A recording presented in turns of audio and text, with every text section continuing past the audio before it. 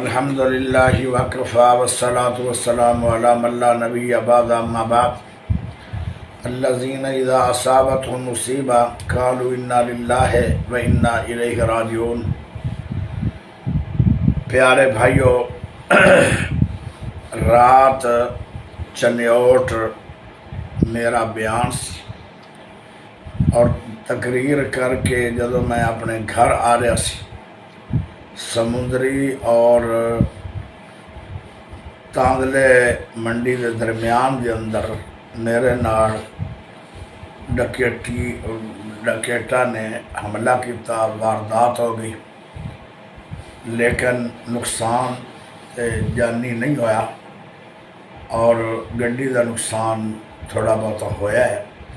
تکلیف بہت ہوئی، پریشانی بہت ہوئی، کیونکہ میں موت نو قریب تو ویکھیا رات، اور دوبارہ مینو اللہ نے نوی زندگی عطا فرمائی۔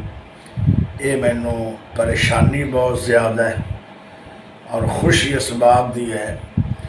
کہ میرے پورے خطباء اور میری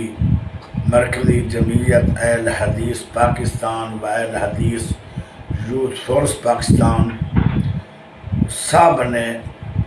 مینو ٹیلی فون کیتے، اور میں سارا دن ٹیلی فون ہی سنتا رہا ہمدردی دے، اور میں سارا دن سو نہیں سکیا۔ اور یہ مینو خوشی ہوئی اس بات دی کہ میری محبت ہر جماعتی بھائی دے دل دے اندر ہے، خواہ وہ عالم جماعتی ہے یا وہ مطلب ہے عام سادہ جماعتی ہے۔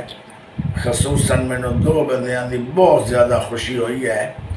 جس وقت میرے نال واقعہ پیش آیا اس وقت رات دے 3 بج چکے ہیں، اور میرے پیارے بھائی قاری بشیر احمد عزیزی مرکزی امیر مرکزی جمعیت اہل حدیث تاندلہ واڑا، انہوں نے فوراً پولیساں نوں بھیجا اور خود بھی پہنچے، اور مولانا حنیف ربانی صاحب انہوں نے بھی مینو کال آئی، مینو بڑی خوشی ہوئی۔ اسماعیل عتیق صاحب دی کال آئی، مینو بڑی خوشی ہوئی، اور علامہ ادھا دی تو مینو بہت خوشی ہوئی۔ علامہ ابتسام الہی ظہیر حافظہ اللہ تعالی کہنے لگے کہ بلوچ صاحب مینو حکم کرو، میں ابھی آپ کے پاس آنا چاہتا ہوں، اور جو آپ تعامل لینا چاہتے ہیں میں تیار ہوں۔ اور میں نے ان کو یہ بات کہی کہ اللہ آپ کو صحت والی ایمان والی لمبی عمر عطا فرمائے، اور مجھے آپ کی جو کال ہے یہی میرے لیے بہت زیادہ بہت بڑا فخر ہے، اور پریشانی بھی بہت ہے، اور میری عزت بھی جماعت نے بہت کیتی ہے، اور میں نے خوشی بھی جماعت دے انہاں سارے فوناں تو خوشی بہت زیادہ ہوئی ہے۔ اس تو بعد اللہ نہ کرے کسی ساتھی کو ایسا واقعہ پیش آ جائے، اور جس طرح میرے ساتھ پیار ہوا ہے